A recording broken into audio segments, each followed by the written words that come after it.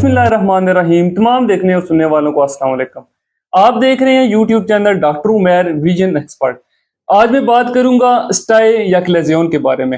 अगर सादा अल्फाज में आपको बताऊं तो जिसे हम गुवांजनी, फिंसी या फिर नोड्यूल, दाना, पिंपल इस तरह के मुख्तलिफ नामों से जानते हैं।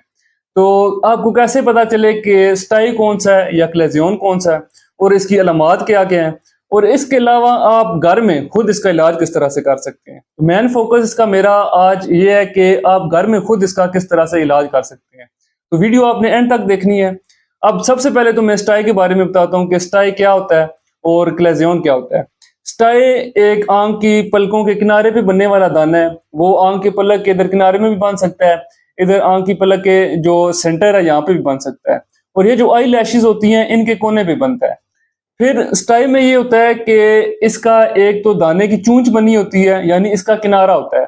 आपको लग रहा होता है कि ये हफ्ते बाद या 2 हफ्तों बाद ये पक जाएगा, यानी मैच्योर हो जाएगा, और इसके बाद ये फट जाएगा, यानी इसकी पस वगैरह कचरा बाहर निकल आएगा। और अब क्लेजियन में क्या होता है कि क्लेजियन एक तो जो आईलिड है इसके ऊपर बनता है, यानी थोड़ा सा ऊपर बनेगा, और दूसरा ये कि इसकी चोंच या किनारा नहीं होता, यानी इसका कोई मुंह नहीं होता जहां से आपको लगे कि ये फट जाएगा या इसका कचरा या पस वगैरह बाहर निकल आएगी। फिर स्टाई में पेन होता है, यानी दर्द वगैरह होता है उसमें, और क्लेजियन में दर्द नहीं होता। और फिर इसके अलावा ये कि स्टाई एक्यूट होता है, यानी ये थोड़े टाइम में ज्यादा फूल जाता है और इस तरह लगता है कि अभी ये फट जाएगा, हफ्ता या 2 हफ्ते लेता है।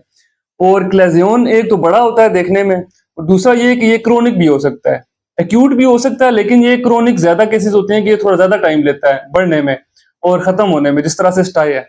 फिर कुछ लोगों का सवाल होता है कि स्टाई या क्लेजियन में क्या हमारी नजर पे कोई फर्क पड़ता है। तो इसमें नजर आपकी कमजोर नहीं होती, क्योंकि ये आईलिड के अपर बना होता है, और दूसरा ये कि देखने में काफी डरावना लगता है क्योंकि इसका साइज बड़ा होता है और एक जगह पे काफी बड़ा बना होता है। तो लोग ये समझते हैं कि इसकी वजह से नजर पे कोई इफेक्ट पड़ेगा, तो इस तरह से इसकी वजह से नजर पे इतना कोई असर नहीं पड़ता। फिर इसके बाद स्टाई और क्लेजियन होने की वजह क्या है, यानी इसके काजेज क्या है।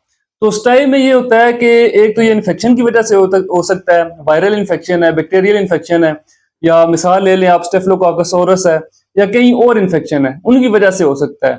फिर अगर आप आंख की हाइजीन मेंटेन नहीं करते, आईलिड हाइजीन मेंटेन नहीं कर रहे, यानी आंखों को साफ नहीं रख रहे, या हाथों की हाइजीन मेंटेन नहीं कर रहे, हाथ आपके साफ नहीं है, बार बार आंखों को खारिश कर रहे हैं, गंदे हाथों से खारिश कर रहे हैं, तो उसकी वजह से भी हो सकता है।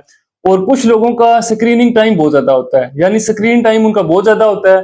वो लगातार घंटे घंटे 2-2 घंटों के लिए या 4-4 घंटों के लिए मोबाइल इस्तेमाल करते हैं।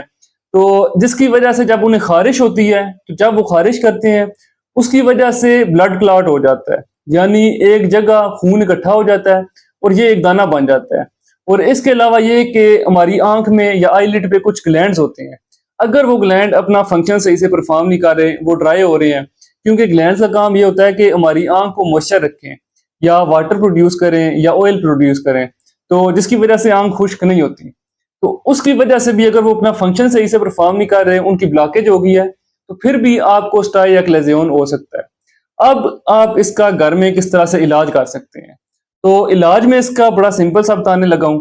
सबसे पहले आपने ये करना है कि कोई कपड़ा लेके उसे इस्त्री के साथ या उसे प्रेस करके आप गर्म कर लें, या फिर आप तवे पे उसे गर्म कर लें।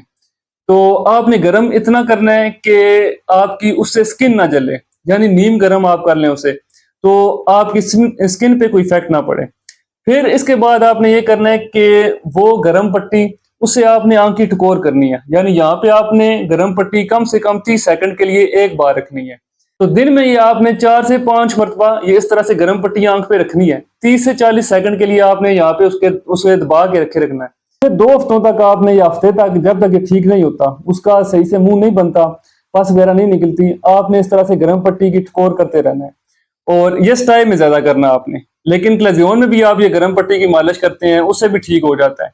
अगर क्लेजियन इससे ठीक नहीं हो रहा, तो उसमें आपने फिर ये करना है कि ओरल एंटीबायोटिक्स या कुछ ओरल मेडिसिन डॉक्टर के मशवरे के मुताबिक आपने वो ले लेनी है, क्योंकि क्लेजियन मैंने बताया था थोड़ा सा क्रोनिक हो सकता है, कुछ लोगों का जल्दी भी ठीक हो जाता है और कुछ लोगों का नहीं होता। तो इस तरह से आपने स्टाई और क्लेजियन दोनों का इलाज करना है। इसके बाद जब आपको लगे कि स्टाई का या जो गुवांजनी फिंसनी है उसका एक मुंह बन रहा है, उसका इस तरह से एक चोंच या किनारा बंद है, फिर आपने बाजार से बेकिंग सोडा लेके उसे थोड़े से पानी में भिगो के तो वो आपने एक पट्टी के साथ आंख पे लगाना है। उससे ये होगा कि पस वगैरह कचरा वगैरह नीचे गिर जाएगा, यानी वो फट जाएगा। और इसके बाद अगर ये सारा कुछ करके ठीक नहीं हो रहा, फिर आपने डॉक्टर के मशवरे के मुताबिक वो लुब्रिकेंट देता है आपको या एंटीबायोटिक देता है या कोई ओरल मेडिसिन देता है, तो वो आपने इलाज कर लेना है। तो आज की वीडियो इसी से रिलेटेड थी। उम्मीद है आपको वीडियो पसंद आई होगी। अगर वीडियो पसंद आई है तो मेरे यूट्यूब चैनल को सब्सक्राइब करें, लाइक करें और दोस्तों के साथ शेयर करें। तो मिलते हैं नेक्स्ट वीडियो में, तब तक के लिए अल्लाह हाफिज।